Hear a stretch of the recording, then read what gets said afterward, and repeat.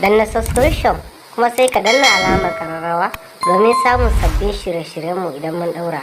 Maraba da zuwa.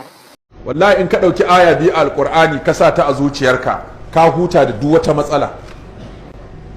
Mai sanka, mai ƙinka, mai yabanka, mai sukanka, mai baka, mai hana ka, mai jin haushinka, duk gagama da su. Amma aya biyu ce. Aya biyun nan kuma saƙo 11 ta kawo. Saƙo 12 nan kuma Allah ya ce saƙo 11 ne, amma Allah ya ce duk 11 nan shi kaɗai yake yi, baya hannun kowa yake ba. Ina ayoyin to suke?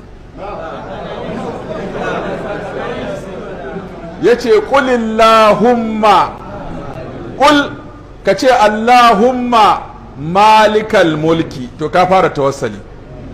Malikal mulki, sai ka fara lissafa me yake yi.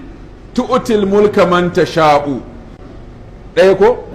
Watan zi'ul mulka mimman tasha'u, wa tu'izzu man tasha'u, wa tudhillu man tasha'u, biyadikal khairu, innaka ala kulli shay'in qadir, tulijil layla fin nahari, wa tulijin nahara fil layli, wa tukhrijul hayya min al mayyiti, wa tukhrijul mayyita min al hayyi, wa tarzuqu man tasha'u bighairi hisab.